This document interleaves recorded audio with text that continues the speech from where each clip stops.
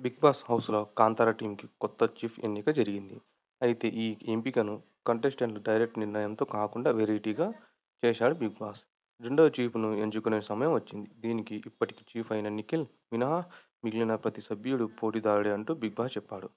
ఇందుకోసం హౌస్‌లో నిఖిల్ మినహా ఉన్న మిగిలిన 10 మందిని బొమ్మలను టేబుల్‌పై పెట్టాడు. వాటి ముందు ఒక సుత్తి పెట్టాడు బిగ్ బాస్. ముందుగా నిఖిల్ మీరు చీఫ్ కాబట్టి ఇందులో ఎవరు చీఫ్ అనర్హులని భావిస్తే ఆ మొదటి సభ్యుడిని బొమ్మని తగిన కారణాలు చెప్పి పగలగొట్టండి అంటూ బిగ్ బాస్ చెప్పాడు. అలాగే రేసు నుంచి తప్పుకున్న వారు కూడా ఈసారి బజర్ మోగినప్పుడు నిఖిల్‌తో పాటు సుత్తి కోసం పోటీపడాలి. అది ఇంట్లో వేరే సభ్యుడికి ఇవ్వాలంటూ బిగ్ బాస్ కండిషన్ పెట్టాడు. ఇక ముందుగా నిఖిల్, ఆదిత్య బొమ్మను పగలగొడుతూ మీకు లీడర్‌షిప్ క్వాలిటీస్ లేవు. మొన్న ప్రేరణ, మణికంఠ మధ్య దోష ఇష్యూ జరిగినప్పుడు మీరు అక్కడే ఉన్నా మాట్లాడలేదంటూ నిఖిల్ రీజన్ ఇచ్చాడు. తర్వాత బజర్ మోగినప్పుడు నిఖిల్‌తో పోటీపడి సుత్తిని ఆదిత్య దక్కించుకున్నాడు. అది కాస్త పృథ్వీ చేతికి ఇచ్చాడు ఆదిత్య. దీంతో మణికంఠను రేస్ నుంచి తప్పిస్తూ బొమ్మ పగలగొట్టేశాడు పృథ్వీ. ఇక నెక్స్ట్ నిఖిల్ చేతికి హ్యామర్ దొరికింది. ఈసారి సీతకి ఇచ్చాడు నిఖిల్. దీంతో ఇప్పటికే ఒకసారి చీఫ్ అయిన కారణంగా యష్మిని రేసు నుంచి తప్పించింది సీత. తర్వాత వెంటనే మరోసారి నిఖిల్‌కి హ్యామర్ దొరికింది. దీంతో ఈసారి సోనియాకిచ్చాడు నిఖిల్. దీంతో నబీల్ బొమ్మ పగలగొట్టి తన రివెంజ్ తీర్చుకుంది సోనియా. ఇక తర్వాత కూడా మరోసారి నిఖిల్‌కి హ్యామర్ దొరికింది. ఈసారి నైన్‌కి ఇవ్వగా విష్ణుప్రియని రేసు నుంచి తప్పించింది.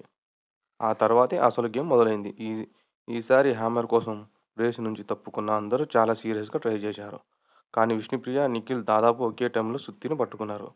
కానీ విష్ణుప్రియ మొదటిగా పట్టుకుందని కాంతారా టీమ్ చెప్పింది. కాదు నిఖిల్ పట్టుకున్నాడంటూ సోనియా వాదించారు. అయినా సరే ఇద్దరూ వదలకపోవడంతో నిఖిల్ లాక్కునేందుకు ట్రై చేశాడు. దీంతో విష్ణుప్రియకి సపోర్ట్‌గా యష్మి, నబీల్, మణికంఠ కూడా వెళ్లారు. మొత్తానికి నిఖిల్ చేతి నుంచి విష్ణుప్రియకి సుత్తి అందించారు. దీంతో విష్ణుప్రియ అది కాస్త ప్రేరణకి చేతికి ఇచ్చింది. ఇంకేముంది ముందే ప్లాన్ చేసినట్టుగా సోనియాను లేపేసింది ప్రేరణ. నీకు ఆల్ రెడీ చీఫ్ అయ్యేందుకు ఒక ఛాన్స్ వచ్చింది. కానీ యూజ్ చేసుకోలేకపోయావంటూ ప్రేరణ రీజన్ చెప్పింది. ఇక తర్వాత మణికంఠ, నయనిక చేతికి సుత్తి ఇవ్వడంతో పృథ్వీని రేసు నుంచి తప్పించింది. తర్వాత పృథ్వీ తనకి దక్కిన హ్యామర్‌ను సీతకి ఇవ్వడంతో నయనికకు ఔట్ చేసింది. దీంతో చివరగా సీత, ప్రేరణ మాత్రమే రేసులో మిగిలారు. అప్పుడు బిగ్ బాస్ కలుగజేసుకొని ఈసారి డైరెక్ట్ నయనికకి హ్యామర్ ఇచ్చాడు. దీంతో అది సీత చేతికి ఇచ్చింది నయనిక. దీంతో ప్రేరణ రేసు నుంచి తప్పించి కొత్త చీఫ్ అయిపోయింది సీత.